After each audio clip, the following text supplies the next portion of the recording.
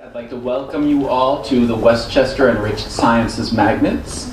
I'm thrilled that you've all come to join us for the Los Angeles launch of the Digital Living Project. It's appropriate that this launch is being held here because this school, like EverFi, is on the cutting edge of preparing today's young people for life in the 21st century. And now, so that you can learn more about this exciting project, I'd like to introduce you to the Chief Operating Officer of EverFi, Tammy Wincup.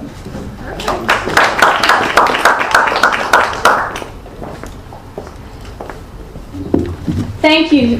Thank you so much, Principal Carr and Westchester School, for the work that you do each day in these halls to educate and build the next generation of leaders here at the school. We're humbled and grateful to be here. And thank you to the Entertainment Software Association, who's allowed us to launch this program here across Los Angeles and Los Angeles Unified School District. I wanted to just let you know that both former DC Mayor Adrienne Fenty and myself, in talking with Attorney General Harris and her team yesterday evening, she and her team so wanted to be here today, but certainly based on the tragic situation that's been unfolding in your city over the last few days, could not make it today, but certainly sends her enthusiasm around the idea of teaching digital citizenship and looks forward to celebrating a lot of the students in the coming weeks and months. The issue of digital literacy and responsibility, now often coined digital citizenship, is somewhat of a new issue.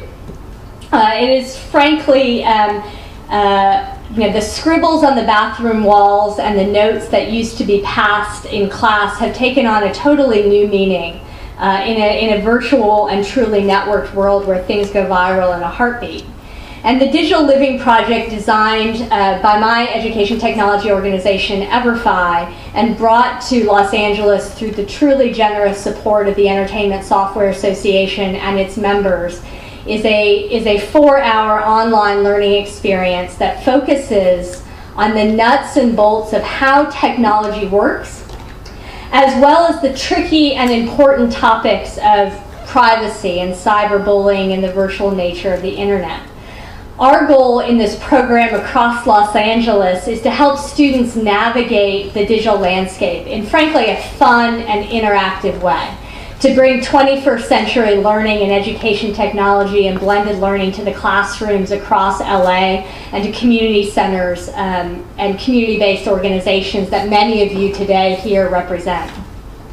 But frankly, what's most exciting to me about the types of programs that we're talking about today is where education has the potential to go through innovations such as ESA's Digital Living Project.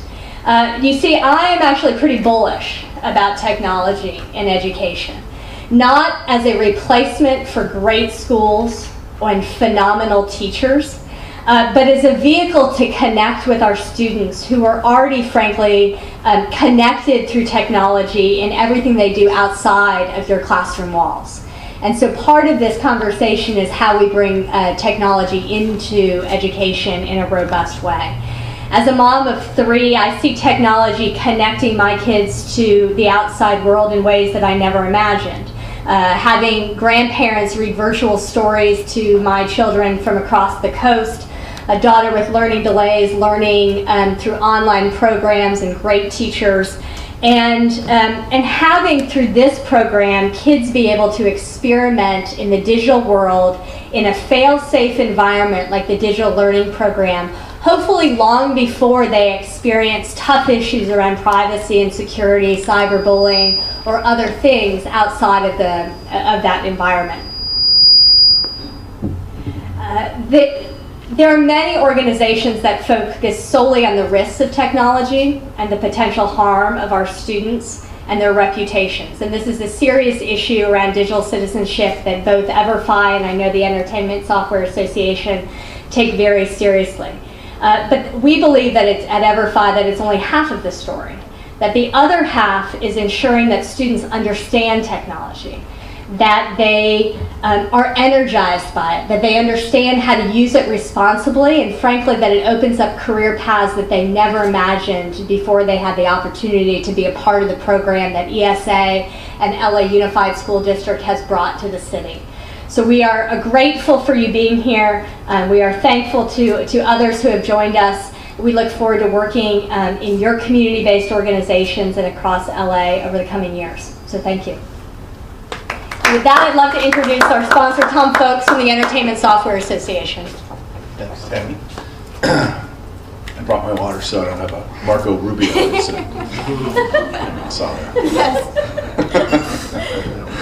So I'm honored to be here today with officials from Los Angeles Unified School District and my colleagues from EverFi to launch this critically important program across the city to teach students how to be smart and safe digital citizens.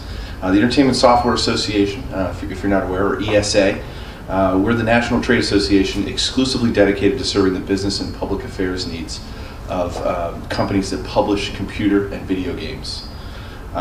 For game consoles, personal computers, mobile devices, the internet. I think a few of you here might be familiar with our local member companies and their products: Disney, Konami, Electronic Arts, Microsoft, Square Enix, Warner Brothers Interactive, and Sony, just to name a few here in the area. But the computer and video game industry that we represent has a particularly strong relationship with the state of California and Los Angeles. The entertainment software industry is the quintessential Californian industry. We're providing a bridge between the entertainment capital of Hollywood and the high-tech capital of Silicon Valley. And Los Angeles is home to our E3 Expo. Some of you may be wearing around June, and we'll be back here then. But last June, we brought about 45,000 members of the industry here to Los Angeles and generated about $40 million in revenue for the city. So we're excited. And we are, plan to be here at the Staples Center at the Convention Center for the next 3 years. So we're excited about that. So the Golden State is home to the largest number of computer and video game personnel in the United States, accounting for approximately 41% of all personnel in the country. And these jobs are the epicenter of the digital economy, and with annual compensation averaging around $100,000 a year. So these are great jobs that we'd love for some of the students from this school to join us in someday. So the technological innovations and educational benefits of computer and video games make them a fundamental asset in the 21st century economy. Our developers create some of the most compelling and artistically advanced content for Americans of all ages on pretty much every device with a screen. And it does pain for me to say that I sat where some of these students sit today almost 20 years ago. It's making me feel very, very old. But 20 years ago, so 20 years ago, there was no internet. I didn't have the internet. I didn't have a cell phone. I had a monochrome computer monitor, if anyone remembers that. I think it was orange. I had it at home. I had green at school. They were terrible. And I had to deal with just the original Mario Brothers. Nothing super, nothing, just original, just Mario Brothers. And but the teens of today, they face new barriers that we didn't 20, 10, 5 years ago. Students today also have access to the tools necessary to succeed: computers, the internet, smartphones. But do they know how to leverage that technology in a responsible and safe way? Do teens know how to use the technology to pursue great careers? For many students, this knowledge is the new digital divide. But programs like the Digital Living Project, we can energize students about technology, teach them to use it responsibly, and we don't have to scare them to do that, to educate them in that way. Technology can and should play an important role in education, especially with today's students that are already digital natives. Bring cutting-edge content and tools delivered in a manner best suited and personalized for each child's needs is now possible. It also opens up their minds to careers in science, technology, engineering, and mathematics at an early age. We owe it to students to teach them how to use technology responsibly. Issues such as privacy, security, cyberbullying, building a responsible social network. These are big issues for parents, for teachers, for schools. And today across the country and here in Los Angeles, there are important new policies for schools to teach all our kids about such topics. And we must come together on that mission. And if we're going to ask our schools and teachers to focus on the topic of digital citizenship, we need to provide them with innovative tools to do so, reaching all kids at scale. ESA is committed to doing just this, The Digital Living Project, a partnership with the leading educational company EverFi, is a great example of how we can come together and achieve that mission. ESA has committed to extending this proven program to at least 30 schools and community-based organizations in LA, and we hope to extend it even further to enroll all LA students, to ensure that all LA students have access to this innovation. In just the first semester, we have already reached over 1,300 students in 20 schools. So that's about it for me, but I really am excited. The industry is excited to be a partner here at the school. And with that, I will turn it over to Nate Kaplan with Councilmember Bill Rosenthal's office.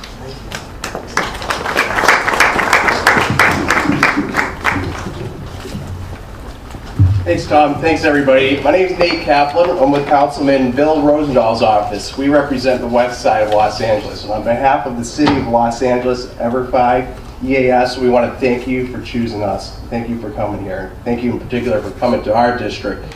We have been branding for years Silicon Beach, and this is a perfect example of how this is actually happening here. It's history making. And speaking of history, there's a couple things I can never really understand. Even since the ancient Greeks gave us democracy, there's a few things that haven't changed too much over the years. One of them is the way we vote, and one of them is the way we teach. Well, that's about to change right now. The education technology is not just the wave of the future, it's the way that we are teaching now. And it's so important that we harness this. And I also hope in a few years, maybe 10, 20 years, we'll be able to vote with this thing too. There's no reason why we can't figure out a way to digitally secure a vote if we can trust our banking needs also on our phone. But that's a discussion for another day. A lot of transformations are happening here in LA, and especially at LAUSD.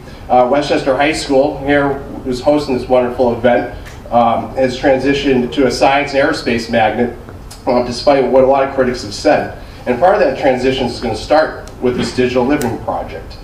Students now have access to technology like no other generation had ever has before. I mean, kids are practically born with cell phones in their hands. This is going to be a whole new world that we're entering.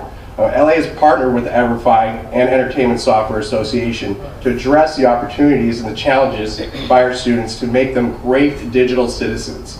The Digital Living Project has already, as you've heard, become an important piece of digital education in over 20 LA schools, making it a requirement to make sure that all students have the same understanding of digital citizenship and how to be responsible with the technology, including the 3 Ps. That's privacy, piracy, and plagiarism. All big no-nos.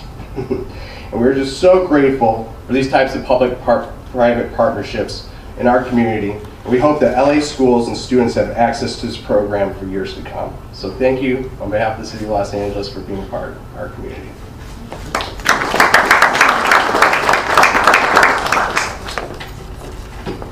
Hi everyone, my name is Jenny Sykes. I'm with EverFi, the creators of the technology here today. And we thought to conclude the program, we'd mix it up a little bit and actually have a real conversation about implementing this kind of technology in schools and how we can make sure it's really reaching scale and how we can make sure that students are actually benefiting from it. So I thought we should invite up some actual people using the program, teachers and students. So Ms. Wright, if you could come on up. Ms. Wright is a teacher here, and we're also going to have Ashley Roberts, who is a senior here at Westchester.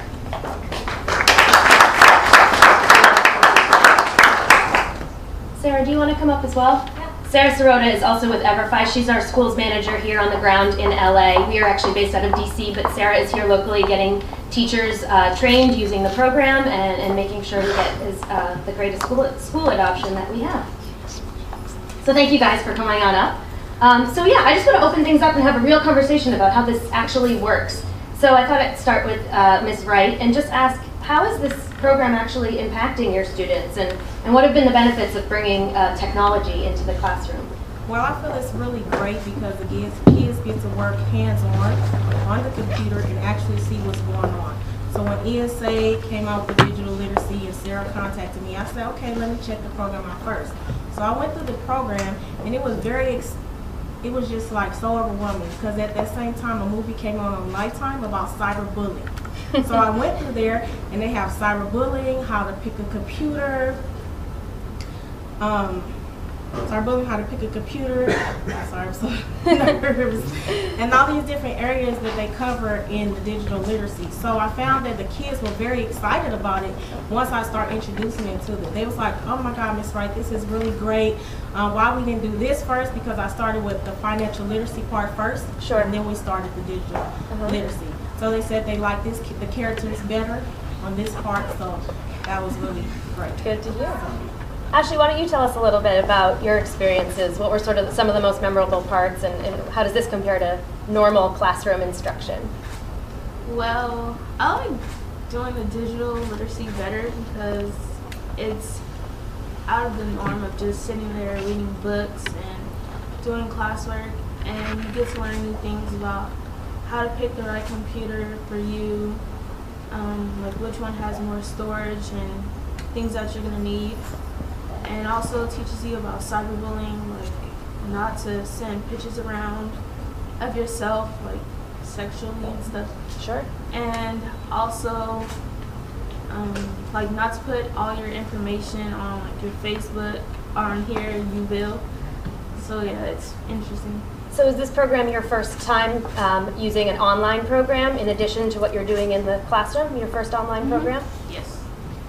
I think a lot of students could say the same. Great. Tom, I wanted to ask you, so why digital literacy? I was told there was going to be no tests. No more questions, no tests. I came to high school thinking there wouldn't be any more tests, but okay. Go ahead. Why digital literacy? Why is this the issue that ESA has decided to get behind and make it a priority? You know what? It just touches so many aspects of students' lives. Sure. On a daily basis. And as the computer and video game industry, we feel we have a great responsibility to parents. We take that very seriously through our rating system, and this is just a further extension of that, giving students the tools that they need to be successful. Sure. And that's why we're committed to that, and hopefully we continue to grow this program here in Los Angeles. Great, thanks. So I want to open it up also to any questions you have. I have one in particular. We have Adrian Fenty here, who is the former mayor of DC. Thank you for being here, Mr. Fenty. So where does all this sort of fit in to education reform? How is technology playing a role in sort of transforming education on the whole? And what are your thoughts on that?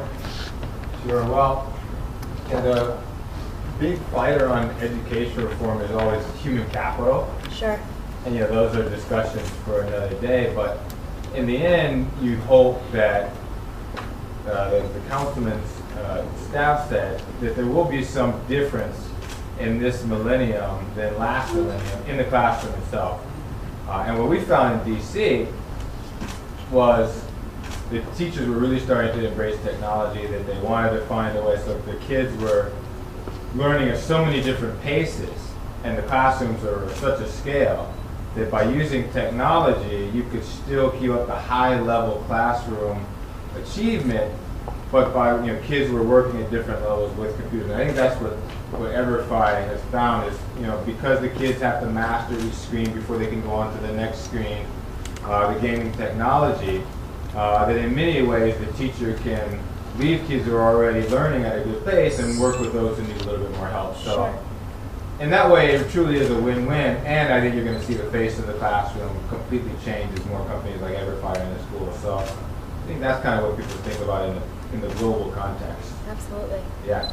Great, thank you. All right. Other questions from all of you about the program, specifics about it, or general questions for anyone here in the audience? Sure, go ahead. I'm coming from the southeast side of LA County, Country Park, Bell, Maywood area. How do we get this program to our schools over in that area? Or what's the implementation or launch for this program within LAUSD? So I can answer that, Caesar. So Caesar's a friend. We've worked together in the past. So contact me, your first step. So I represent Southern California for EverFi. So my role is to work with community partners, schools, train teachers, provide support. So first contact me. I'll come out, I'll meet with you, I'll tell you more about the program, how to work it, to work well for your community and your students. I'll help train your teachers or instructors, and then it really, it really runs itself from there. So once your instructors are trained and they know how to run the program and monitor it, the students just log in and get started the same day or the next day. So really it's a pretty simple process. And this program is for what age or what grade? For the Ignition program, really the sweet spot is 8th and 9th grade, but really, middle school would be the target age group. Mm-hmm. And is it a program that we could use for our adult parents or parents that? It's a great question. I think what we're seeing, so that this platform, as I mentioned, is being used in over 2,000 schools across the country right now. And I think what's interesting is that we are actually seeing that schools and community-based organizations are passing logins to parents as well.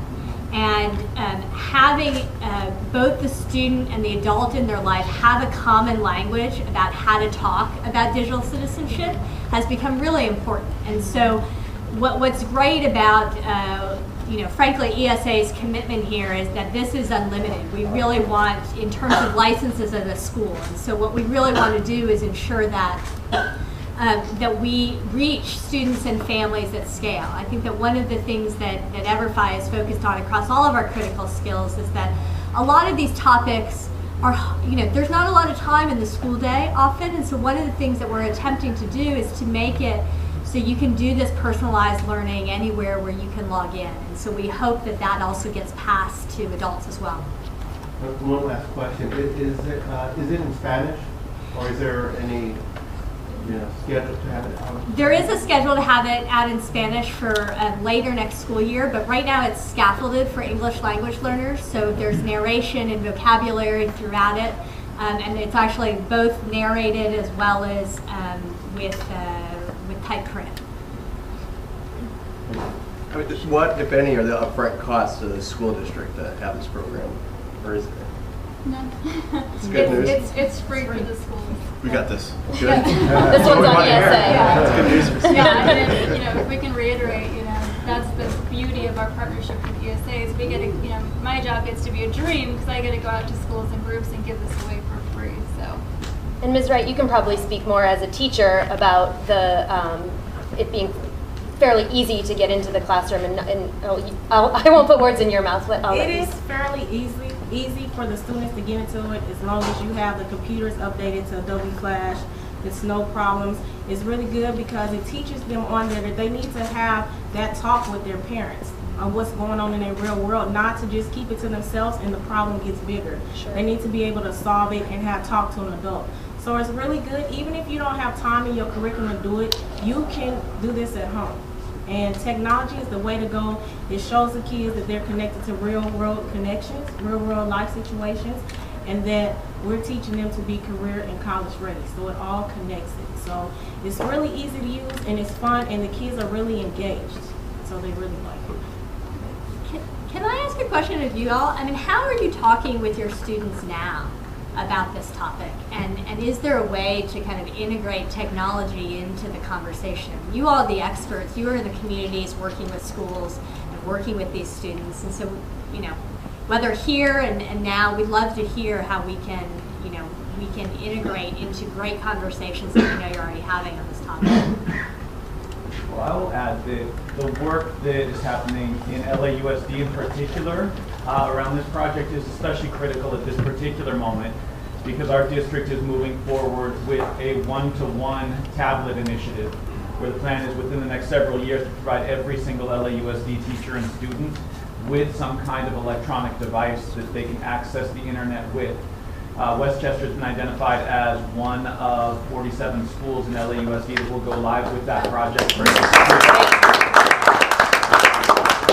So within a year, every single student on this campus will have internet access with them provided by the school on a device that they take to all of their classes. We're really, like I said when I introduced the program today, we are on the cutting edge of this work in LAUSD and at Westchester in particular.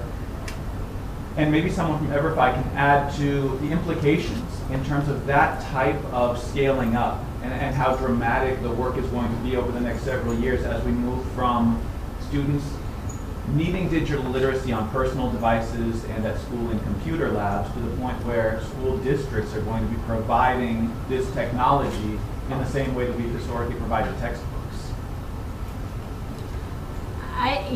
Just to comment back, as we see school districts having what we call BYOT programs, right? Bring your own technology to school. Often what we're seeing across the country is that they are utilizing, the program that the ESA is sponsoring here in LA to be that benchmark, which is before you give students a device, before you allow them to use your pipe, does everyone have, whether at a community center or at a library or here at school, does everyone still have the same baseline knowledge of how to be safe and responsible with that? And I think that this is one of the tools that you all could use to ensure that everyone has that baseline knowledge when they bring their smartphones and tablets and other devices onto your campuses. Great. Any other questions? Is it available for nonprofits? Sarah? Definitely, yeah. You know me, like that's the great thing about me being able to work in this community also is there's so many great nonprofits and community groups and boys and girls clubs and different groups out here as well. So absolutely, we're open to partnering with different organizations that work with students and have the computers and want to use the program. Definitely. I know we have a few different community groups in the audience as well. Any more kind of detailed questions you guys have in terms of what would implementation look like for you or things like that? I'd love to answer your questions. Are any other thoughts about the groups that you work with and how you think it could fit with them? Great, thank you, Sarah. Oh, one more question. Sure, go ahead. Hi, Karina with the Youth Policy Institute. We know we have over 80 computer labs in the city of LA. So how would we implement this program at the computer center? How do you envision that? So either, I can go center by center and meet with the folks and the instructors, or we can do kind of a big mass group training. But I would just say identify the instructors that are likely going to be in the computer lab with students running these classes, kind of connect me with them to do a training. And then, however the class schedule works for you guys, I'd be happy to do, again, mass trainings, individual trainings, and just roll it out that way. I know you guys have a lot of computer labs across the city. We'd love to be in all of them. I would say is one of the reasons that we decided to partner with EverFi was because of the SARs that they have around the country and how well they implement this program and how they're true partners with the schools and the community organizations to give them everything they need to be successful. So they're setting them up for success rather than just saying, well, here's the program, use it or not. They're actually making sure that it's everything that you need it to be. So we're really happy to partner with EverFi on this. So thanks to them. And it's our job to be flexible. We know you all work with different groups of students. You have different types of classes and schedules. So it's our job to luckily this program is so flexible. It really works for any kind of dynamic of class. So again, that's why I'm here, is to work with all the different groups that want to use it and make it work for you. So. And I've noticed there in the city of Los Angeles that oftentimes seniors fall victim to online abuse, and a lot of seniors are swinging to the other end of the spectrum on the age scale, but a lot of seniors are using the internet more and more, and I feel like a lot of them don't know exactly, unless they're taught, what's appropriate to post, whether it's bank account information or where they live. And we hear it a lot, and there's scams that happen once or twice a month that get circulated throughout the city that are targeting seniors in particular because they're not literate in digital media. We'll roll that one out soon.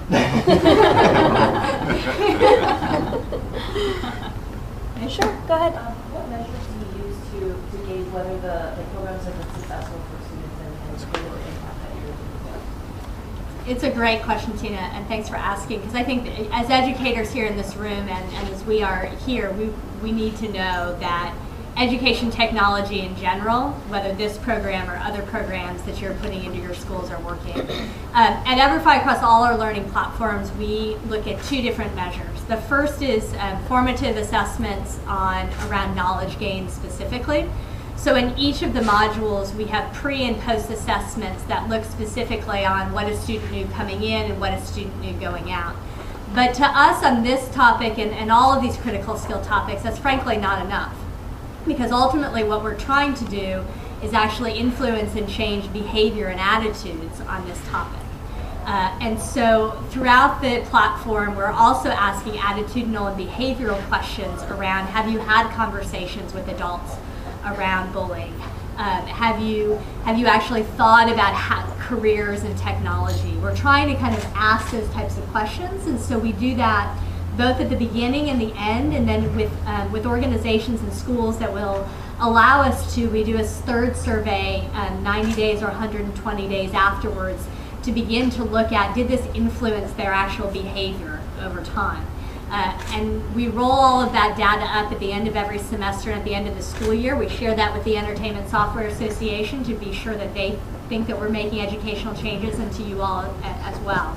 And my sense is, you know, those are the questions that you should be asking on any blended learning or digital learning platform that you're using in your schools, because we should all be held to the standard of wanting to share that data with you. Any other questions?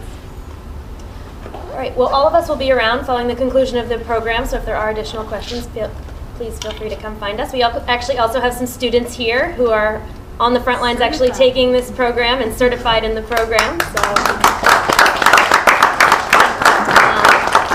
Without further ado, I won't keep you from all of these lovely treats that were made by the home ec department here at the school. So I just real quick want to say a thank you so much for all of you for coming, and Steve Zimmer, thank you from school board is here representing the area. You know, again, we're so happy to be here. We would love to just expand this program throughout Los Angeles, and Westchester has just done an amazing job. They even, you know, had teachers cater, you know, the event for us, so they've just been a joy to work with. So again, thank you so much for having us today. Thank you so much for coming, and I really would like to work with each and every one of you to get this program out in the community. So I know most of you have my contact information, know how to find me, but I really do challenge you to please contact me following the event so that we can get this program out to all of your great organizations and throughout Los Angeles. So again, thank you so much for coming, and if you'd love to see the program in action, again, feel free to walk over to the computers. We're happy to answer questions and show you what the content actually looks like. So thank you very much.